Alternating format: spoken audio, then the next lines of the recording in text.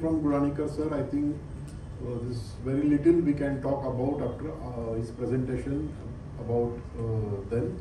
But this today's topic for me is more onto the installation practices of walls and controls, and I will try to share what is my experiences there in this industry as today is our program. So thank you all of you and our sponsors for this program. When you talk about walls, controls and other equipments in ammonia refrigeration industry, we actually use a lot of them. We use stop walls, we use regulating walls, stop check walls, or the check walls, pressure regulating walls, hot gas defrosting stations, safety walls. So many things we use. And those things all are very important. It is very crucial what installation we do. There are weldable type products, there are flange type products, the location of those products, the actual way by which it is installed or the connections are made are very important for it. So I'll try to share some of the information about it. First and most important thing, as Guranikar sir has told you, keep your system clean. System should be clean. You should not have any dust, dirt, welding burr, rust coming into things, other things. You can see here there is a foam form inside the filter. So make sure that your controls, walls and plant is free of all these things. Because these are the things which are going to affect your plant the most. So all things must be kept clean, and it must be plant must be clean. Ammonia is a cleaning agent, but it does not clean everything. So if you have a welding bar, you have foam coming inside, you must look into your filters, clean them and keep them clean. So when you want to have a good performance, what Guranikar sir was talking about, energy efficiency, improvement, power consumption, all things you need to select your controls and walls correctly, precisely based on your application, temperature and also on your refrigeration capacities. My experience is that many times people select bigger walls depending on the lawn size. It is not required. You can select walls depending on your refrigeration capacity, your line size. You may use a smaller capacity wall because then you get a better performance. Always using big does not mean you get a good performance. My experience is that sometimes because selecting a bigger wall, your plant, the walls does not open properly and you do not get the desired performance. When there are such plants there are people who are operating your plants, maintaining your plants, they must be well qualified and well trained. Secondly, do not attend any service maintenance with a single person. Always have minimum 2 people when you are attending any product or any wall or any component when you want to service or open. Third part is that do not open any wall when it is under pressure.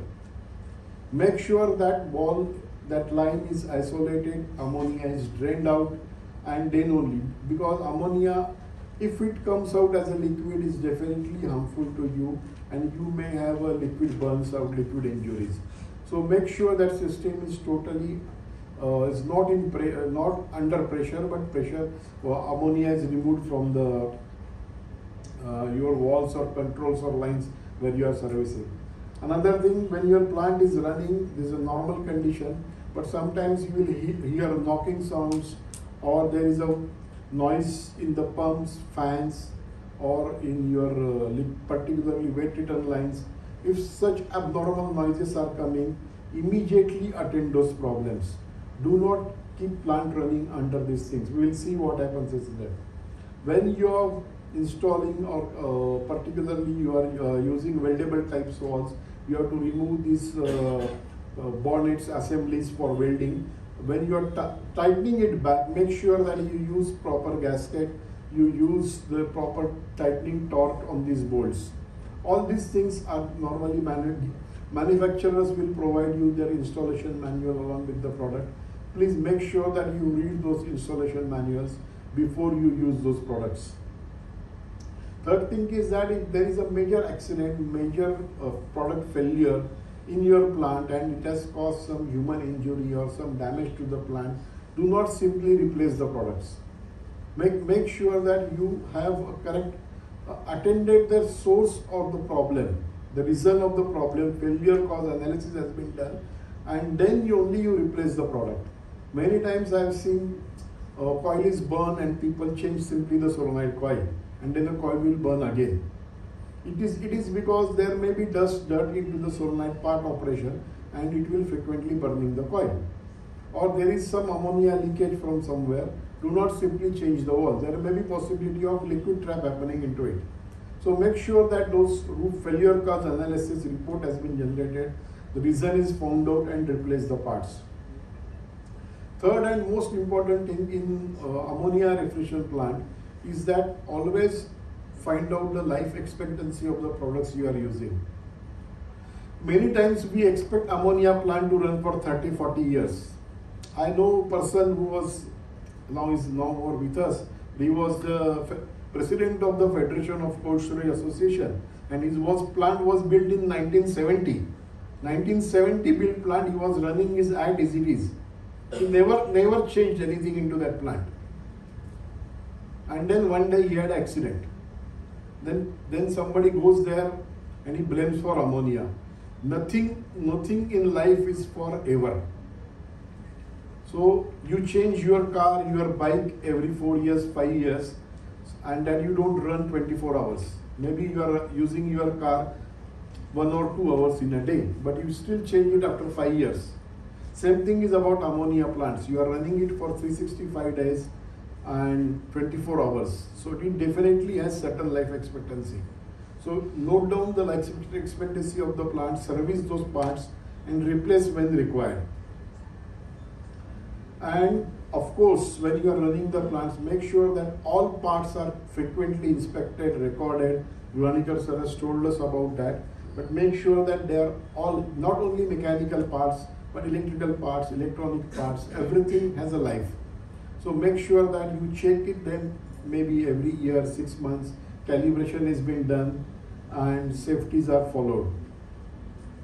What is the most important if effect or the issue happens if installation properly not done or proper wall has been not closed or not open is liquid expansion. Liquid expansion is the most critical issue because of which most of the ammonia accidents happens and which is most neglected one. What happens is that when there is ammonia liquid is trapped into any line or any vessel and there is no vent or there is no space for that ammonia to release, and if that temperature of that ammonia increases simple by 1 degree, you will have a pressure gauge like this. This is the actual site photo. All this pressure gauge was installed on a oil separator for a pump vessel, and then they close the line. So you can see what happens is with the pressure, just because of the slight increase in the liquid ammonia temperature.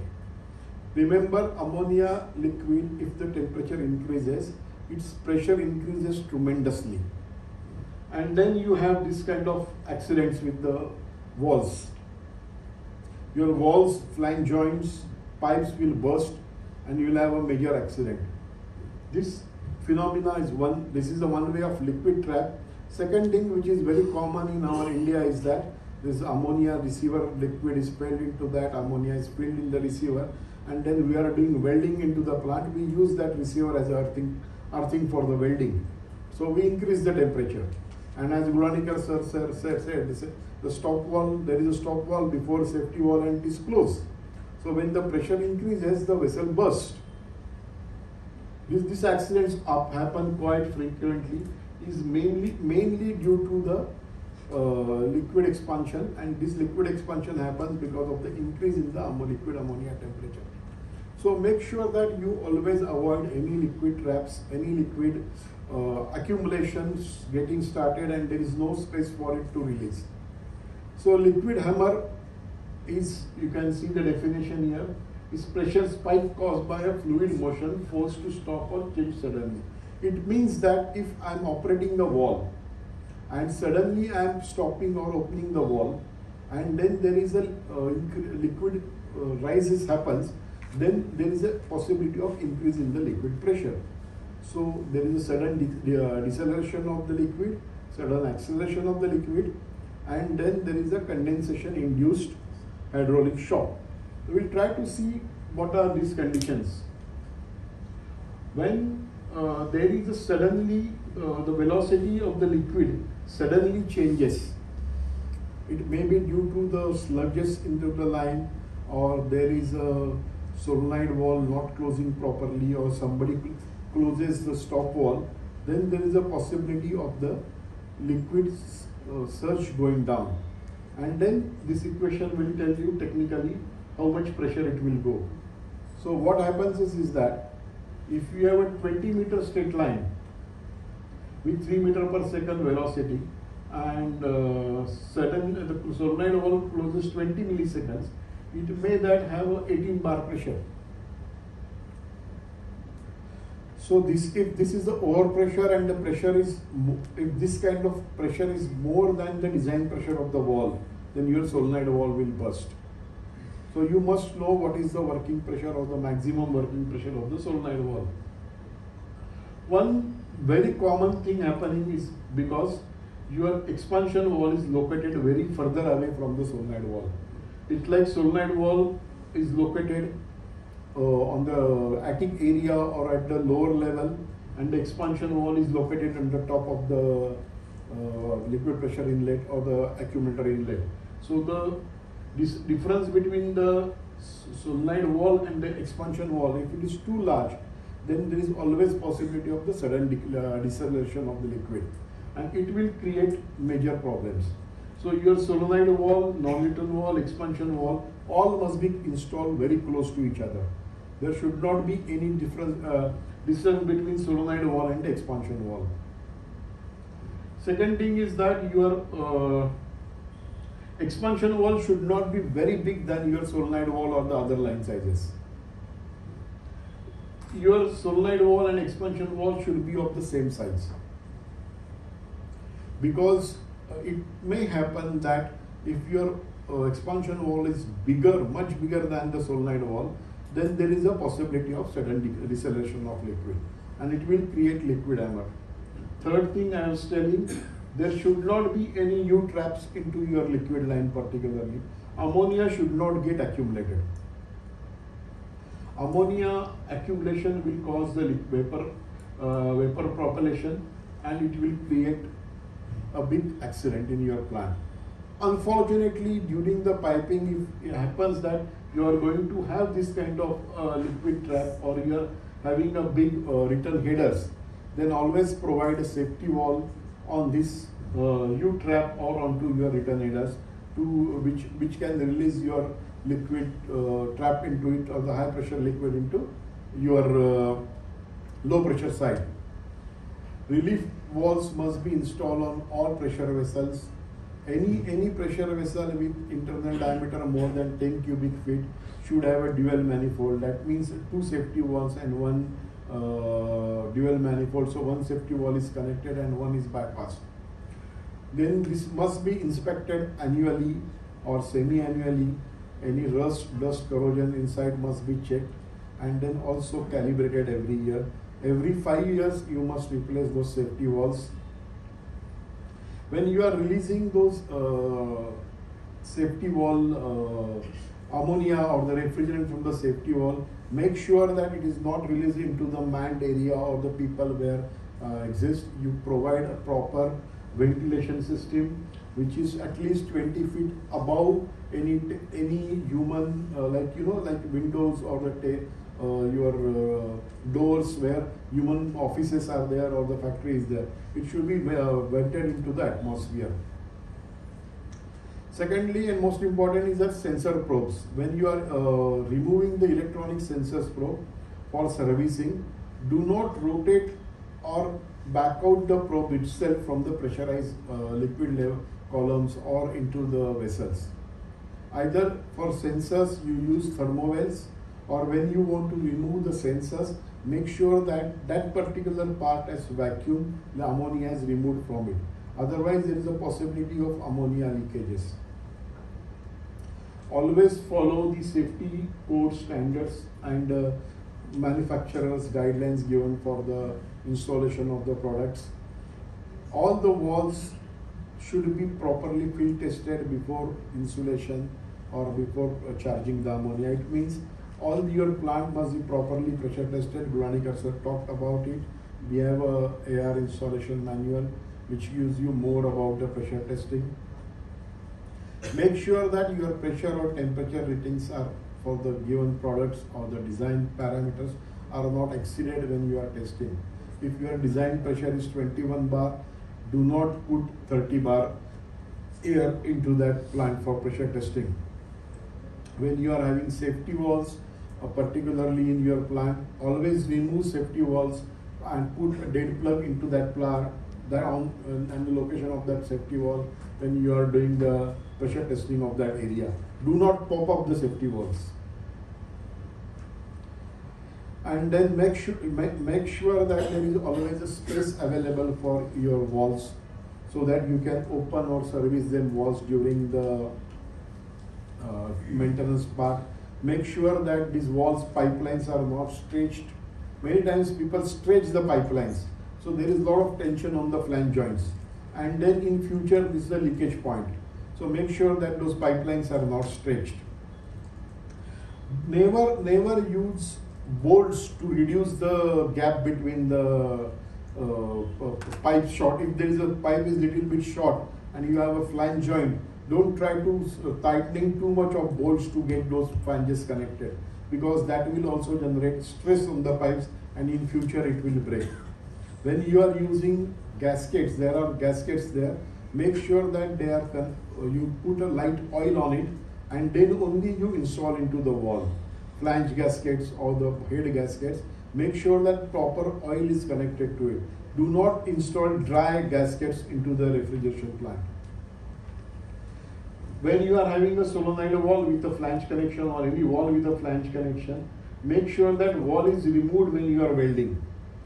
Do not weld a wall assembled when, in the flange when you are welding. This is very important for all flange type walls. Welding must be carried out by removing the wall. Only flanges are to be welded. Then when there are tongue and groove flanges are there and the wall bodies have the tongue and groove, make sure that they are properly aligned. They should not be up and down. The positions should be in the straight line. And another important aspect is that when you are installing wall stations, do not install it at very low level where it can be damaged by material handling or other equipments, or people walking by just go and kick your solenoid walls. So make sure that they are properly installed or properly guarded. Second important point is that when we are having low temperature lines, there is always possibility of frosting on these control walls. So make sure these walls are not installed very close to the wall or the panel, so that the ice formation or the frosting on the wall gets connected to the panel or the wall, and then it forms like a brick. So then it will be very difficult and it will create a lot of problems. And always when there is oil accumulation is there into systems, make sure that there is a space available for oil draining. I have seen that oil drain wall is provided below the pot, but there is no space to connect the pipe or to drain into the bucket or to the vessel. So how the oil will come out? So make sure there is a proper space is available. Maintenance should always be considered when you are installing the plant, so that easy access like ladders or space is available for reach to the walls. Do not do not consider that people will walk on your refrigerant pipes. Proper ladders, staircases must be provided. Individual walls, control stations must be provided with proper isolation walls and the safety walls. Safety walls, shut-off walls, which is possible to have any particularly shut-off walls. If those are closed, then it is possible that there is a possibility of liquid trapping into the line is happening. Then make sure that those shut-off walls are tagged. There is proper tag is provided on the wall, so that there is nobody operates that wall, or people, if anybody operates that wall, will come to know that this wall will definitely create a liquid trap. Refrigerant must be removed when shut-off valves are closed.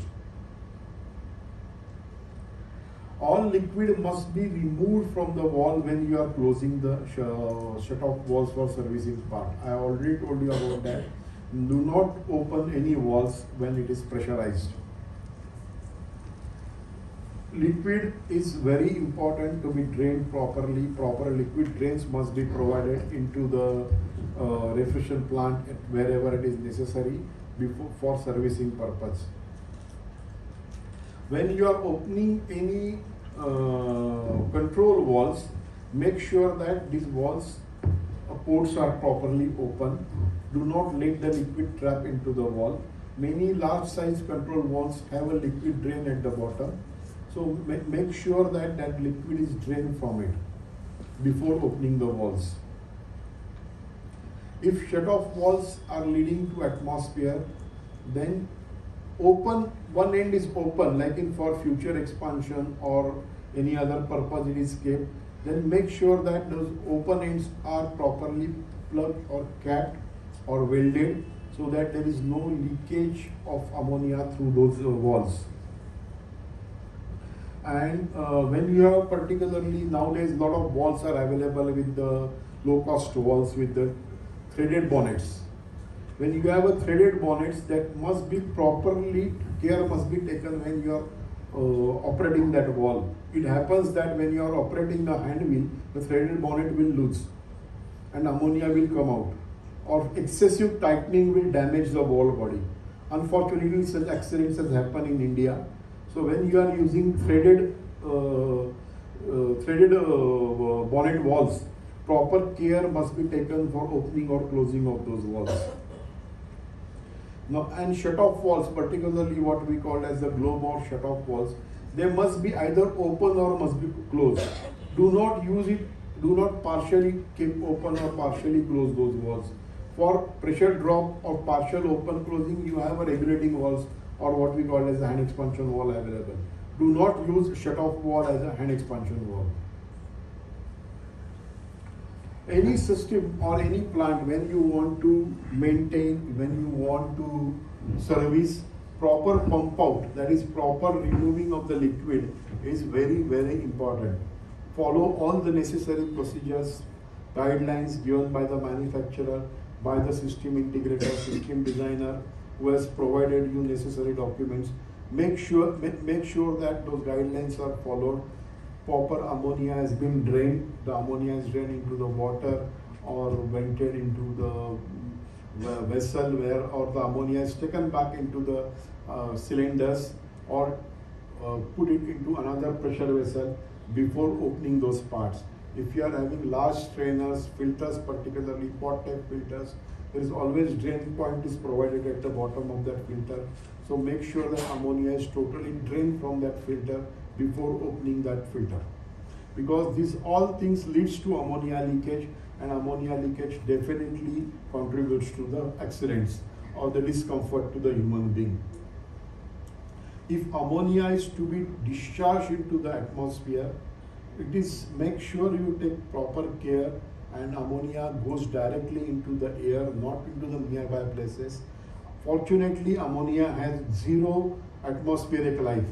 So if it is properly vented to, in a high level such that there is no human interference is available, it will immediately break into nitrogen and hydrogen.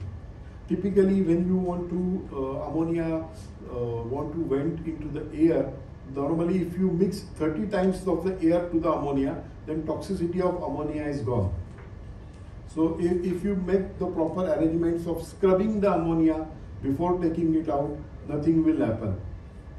As I told you, they never work out alone. Always have somebody observing you when you are doing some work. Because an ammonia, if is inhaled in excess quantity, you may become unconscious.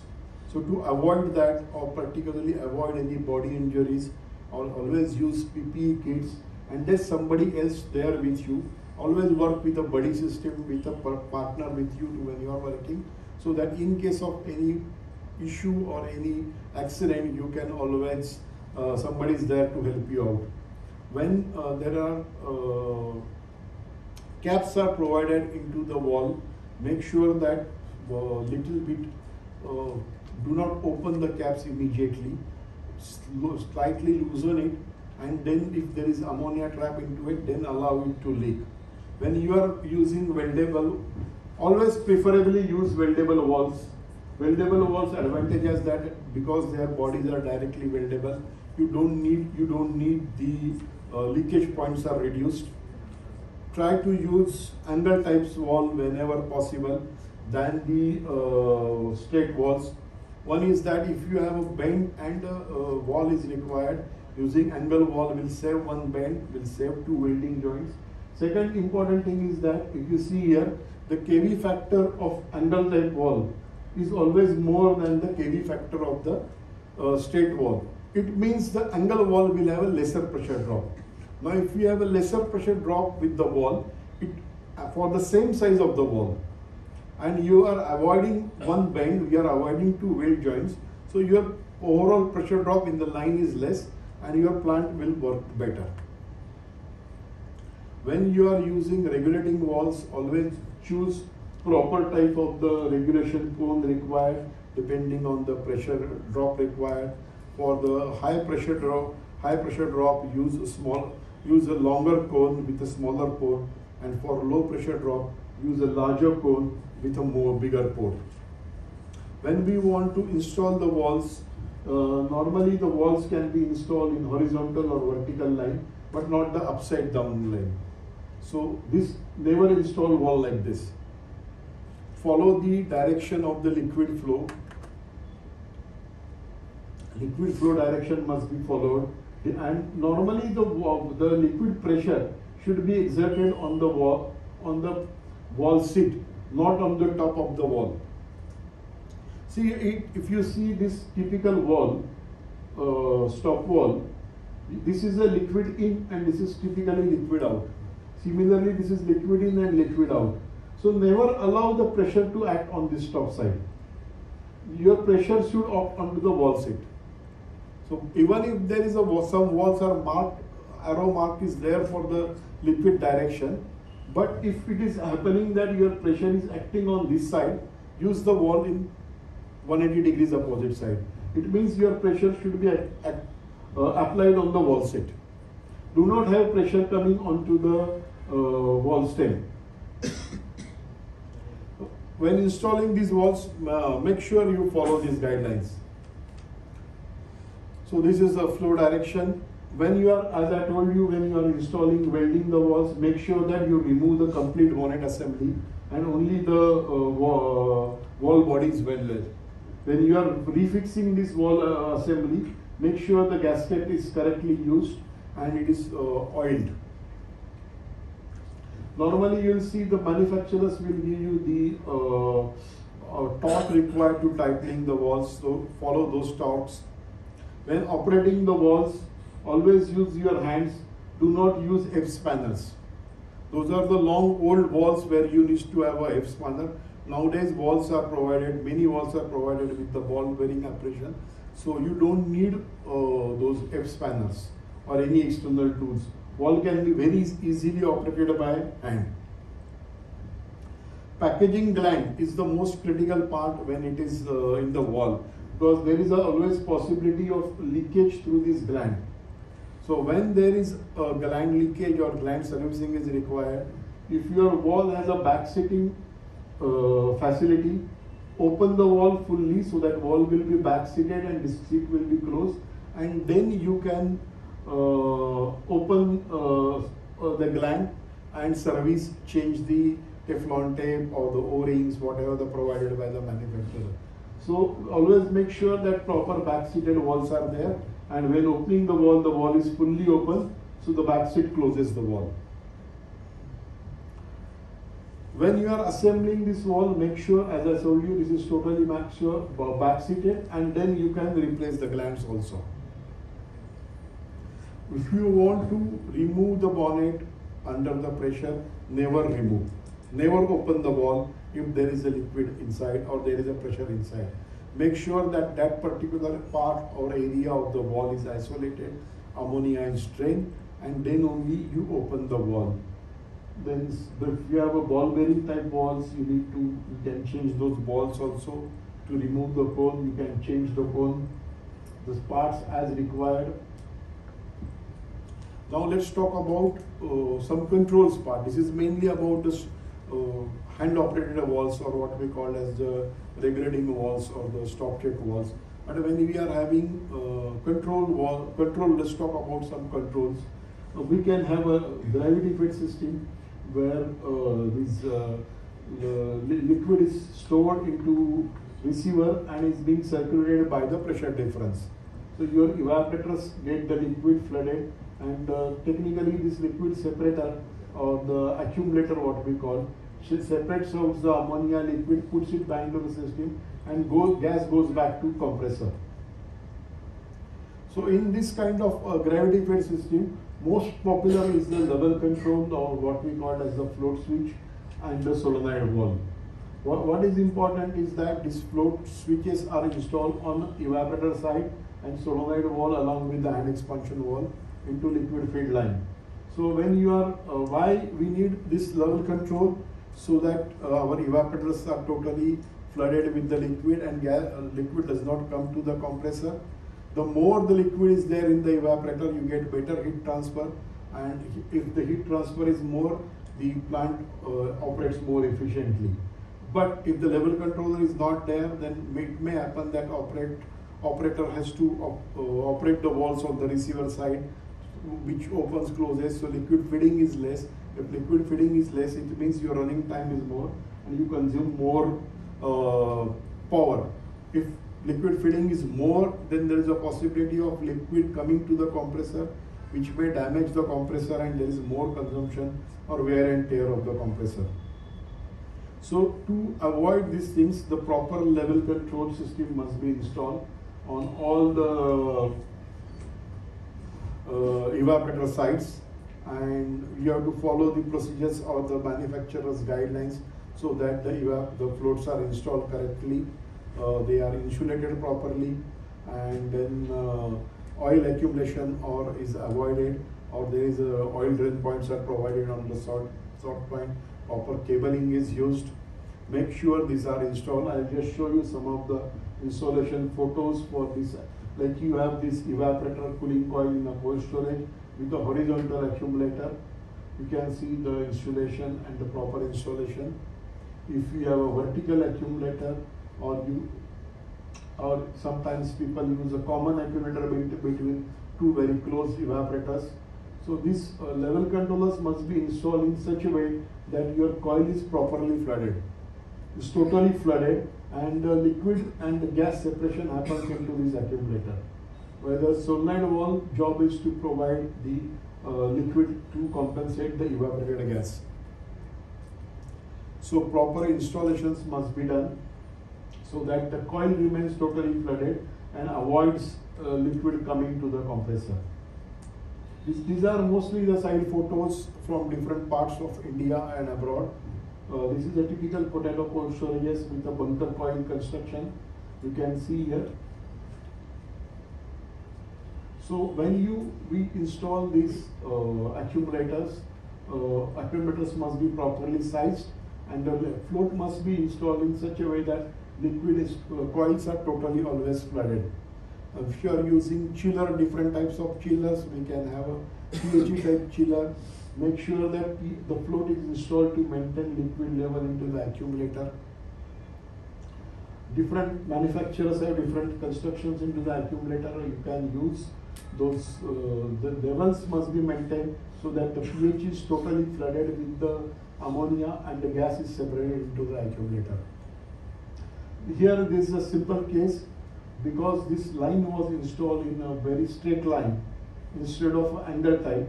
There was an oil accumulation in this line, and this oil accumulation was not allowed level controller to work properly. Just changing this started working properly. Shell and tube has been very popular into our process industry like pharmaceutical and chemical industry. So when you are having surge drums and accumulators, make sure that your float is maintaining liquid into the chiller, not into the surge drum. Function of surge drum is to just separate the gas and the liquid. The level must be maintained into the chiller side. This is another application of falling film chiller. In falling film chiller, you have for gravity fed system, you have accumulator. So you are maintaining liquid into the accumulator, a back pressure valve and other controls. So what I am saying here is sharing you with some of the installations. This presentation is available, will be available on AR website, so you can easily download.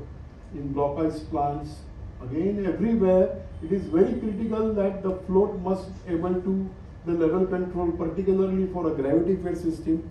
The evaporators must be flooded continuously and the only gas separation happens into the accumulator side. This is the most critical part when we have a gravity fed system and different applications.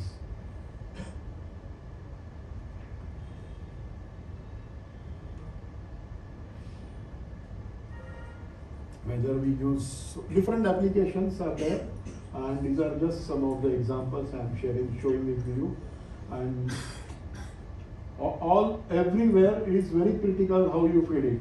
Now there's some installation problems are there, but since it's not more onto the troubleshooting, I will skip those installation parts. Also the time is limited. So, but if you have any questions, definitely we can talk about it later on.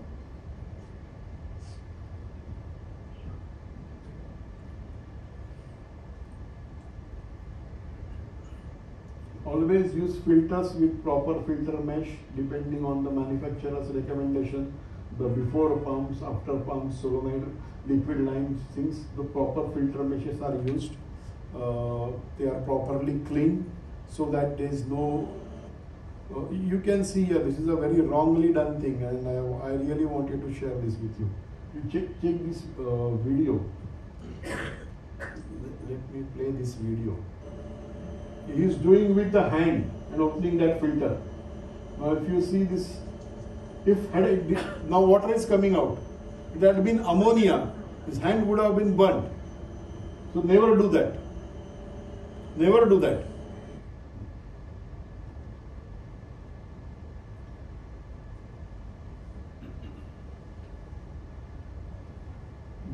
When you are using the pressure regulating valves, make sure you select the proper pilot valves and then their connections are made when they are using as outlet pressure regulation or different pressure regulation or with electric shutoff. The proper applications are done. Provide isolation valves for them so that it can be open or service whenever required. It is very critical that you have isolation valves, particularly for the larger control valves or the solenoid valves, because you may need to maintain them, you may need to service them in future. So it is very, very important that you follow those guidelines. When we have ammonia pump systems, lot of controls are used or more controls are used into ammonia pump system. So make sure that you are having the correct levels, multiple levels, protection levels, safety walls. All these things are properly used. And applications wise, the controls are selected, isolation walls are provided for all the controls, U-trap is avoided, systems are no possibility of any ammonia accumulation, ammonia storage has been avoided. When you are doing hot gas defrosting, make sure the proper controls are used, proper systems are followed. You can do it for gravity fed system as well as for the pump fed system. In gravity fed system, make sure that your evaporator is totally isolated. Do not isolate the whole system, because then your hot gas will get more and more accumulated into the accumulator and it will just waste of energy and time. So you should make sure that you use correct valves to isolate evaporator and then put the hot gas into the system. Can you just explain the hot gas working? Sure, sir. So in a hot gas defrosting system, what we try to do, we use the hot gas which is available at the discharge, like Bruniker sir told us. The gas pressure may be around 100 degrees centigrade or 120 degrees centigrade. So we can use that hot gas temperature to defrost or remove the ice formation on a evaporator. So what we do here is typically in an evaporator, this is a gravity fed system. We can see that there are isolation walls are provided in the liquid leg and the suction leg. There is a liquid line normal condition and this is a hot gas line. So when it is normal cooling mode, this liquid and liquid leg and the wet return leg walls are open. Liquid is coming from the solenoid wall, expansion wall, going through the evaporator, and then gas and liquid is separating. Gas going back to the compressor and liquid falling down into the evaporator again. So when we want to implement the hot gas defrosting or we want to run the hot gas defrost cycle, what we will do, we will close this liquid feed wall, like the liquid line solenoid wall and the liquid leg solenoid wall first. We'll keep the system running, so the fans are running and then further no liquid is coming into the system. So whatever the ammonia inside this coil will evaporate and will become a gas. So we'll try to drain coil maximum so that there is a less liquid or there is no liquid inside the coil. Once that cycle, what is called the pump out cycle, is completed, we will close this wet return wall and then we'll switch on the hot gas line, hot gas solenoid wall. So hot gas can be tapped from a receiver or from the compressor discharge line, and the hot gas will come into the evaporator. It will, as it gets in, like this is a high temperature gas, gets in contact with the low temperature evaporator. The ammonia will start, ammonia gas coming from this hot gas will start condensing and it will slowly increase the evaporator pressure. So that increase in the pressure will slowly increase the temperature of the evaporator, and typically when you reach around 8 to 10 degree of the evaporator temperature, all the frosting on the outside of the gas will melt, or the evaporator will melt, and normally a defrost relief wall is used. It can be connected to different ways in the accumulator or to interstage cooler or whatever the slop pot available. So when this temperature reaches around 10 degree, this wall will open and whatever the gas which has come through, which has condensed and increased the temperature, will drain out from the system.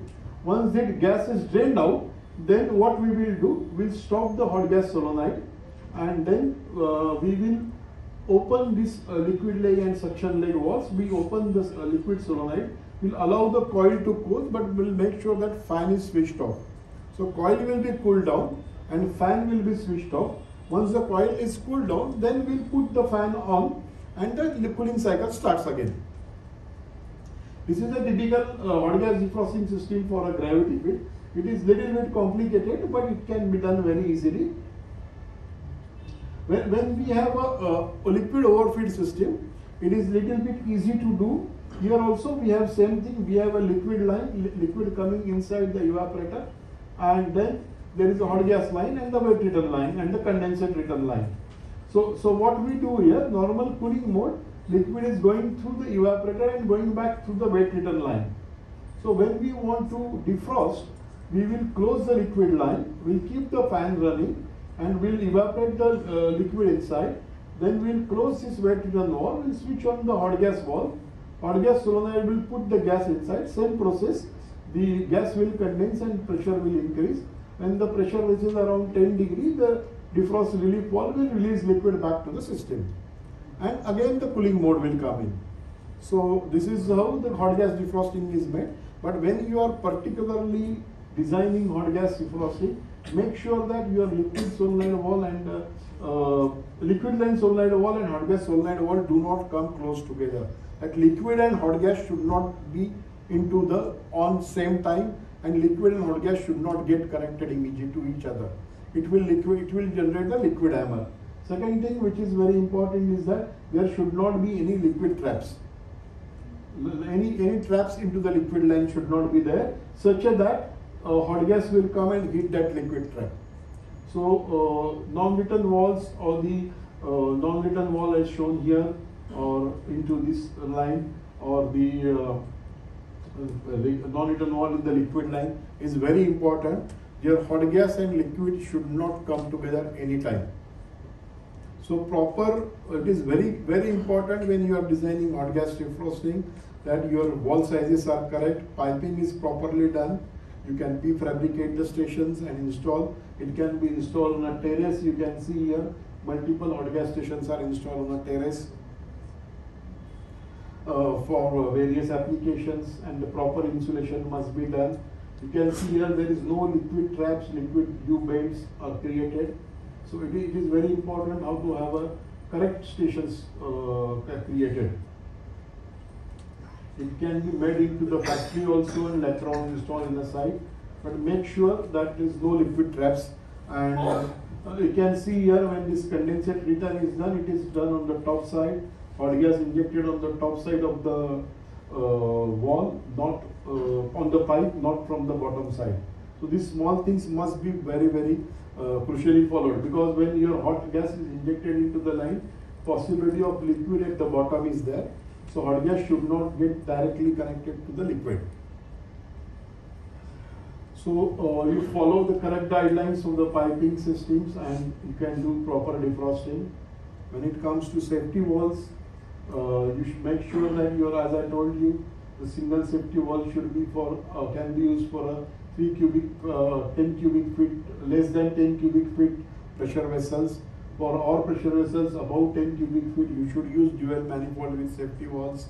Do not install any stop valve before safety valve.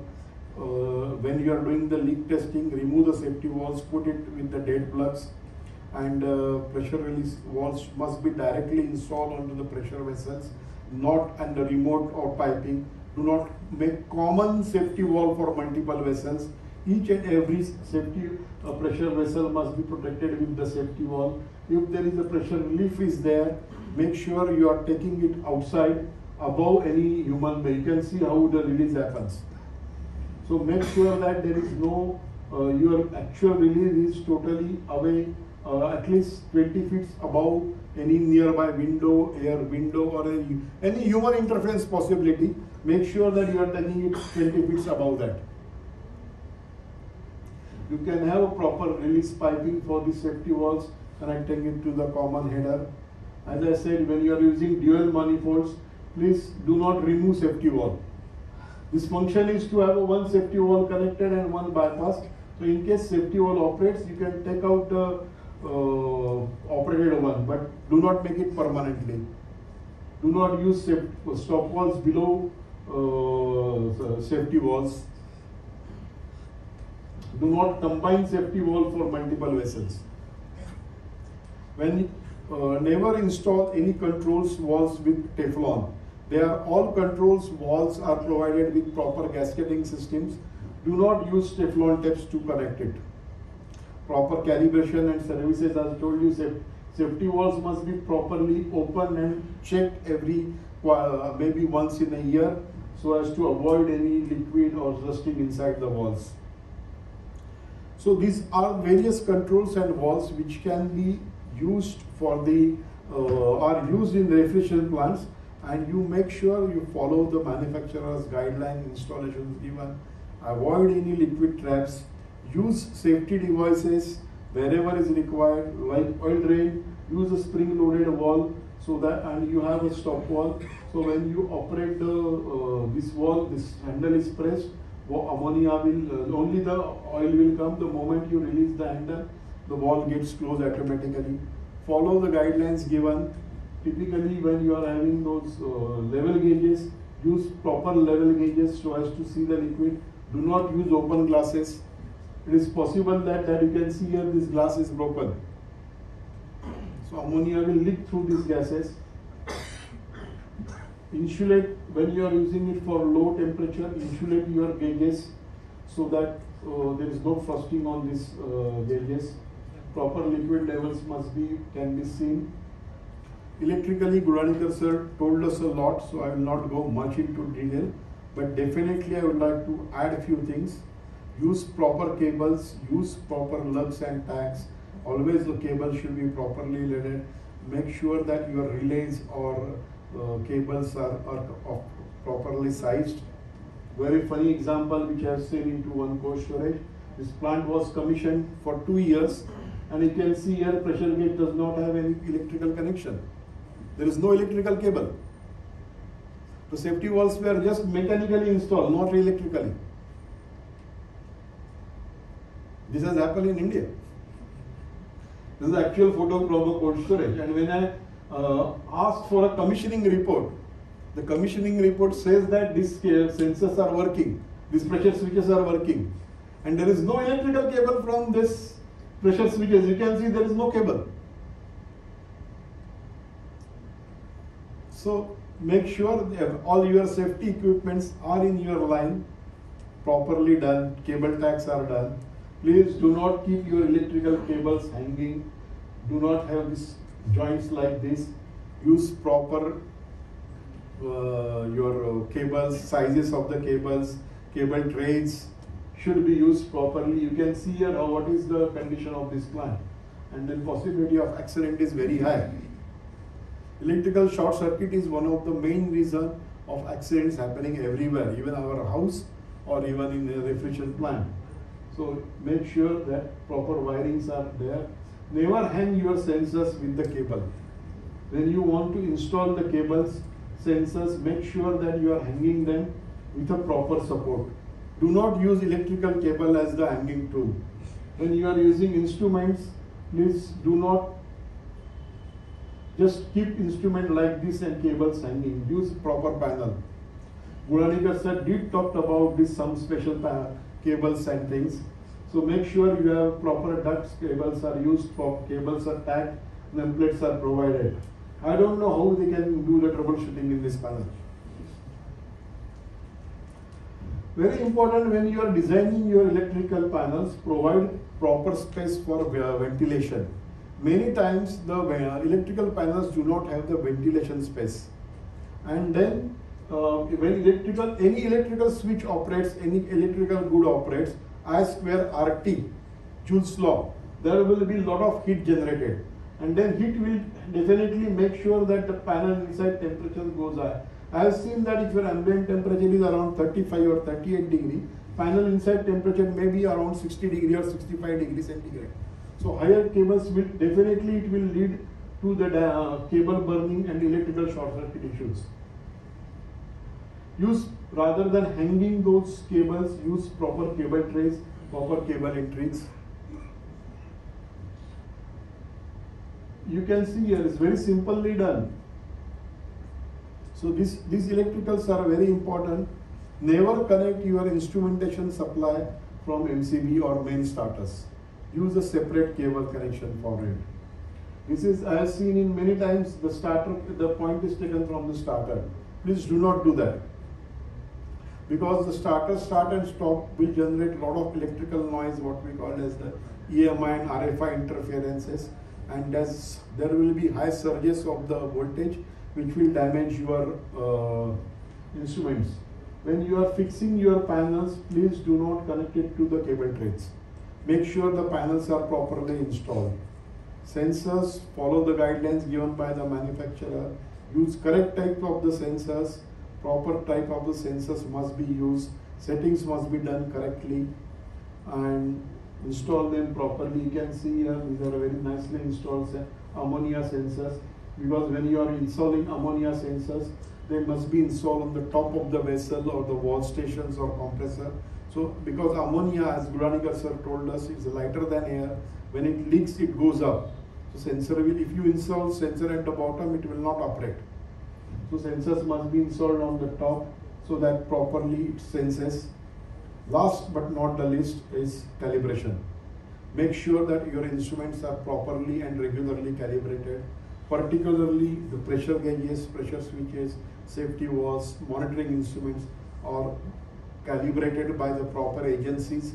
The agencies have the traceability to the national standard so that you know what your calibration is done. This is the example of a pressure gauge with the atmospheric showing close to around 10 bar. And then customer was giving complaint that all safety valves are operating at 10 bar because this gauge was locked at 10 bar.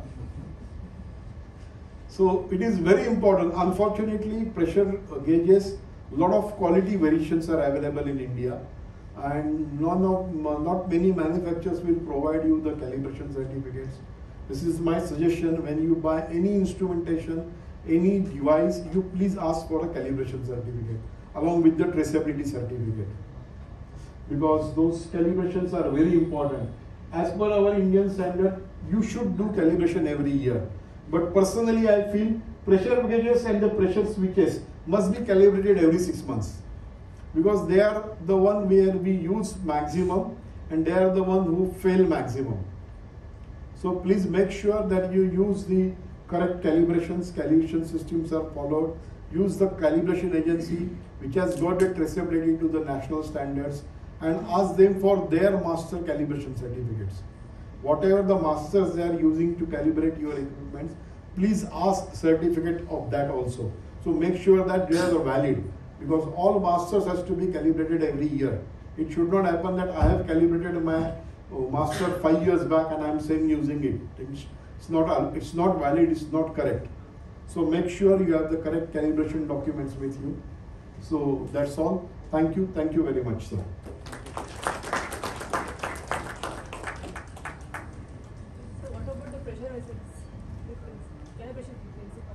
Pressure vessels are not calibrated, madam. Pressure vessels are to be tested when they are manufactured. They can be tested for radiography, and they can be tested for the pressure testing can be done by the manufacturer. He has to provide you. But once they are installed in your plant, you can do the ultrasound testing for the thickness of those pressure vessels. Because frequency for that? Pressure vessels, technically, you should ultrasound testing should be done every year.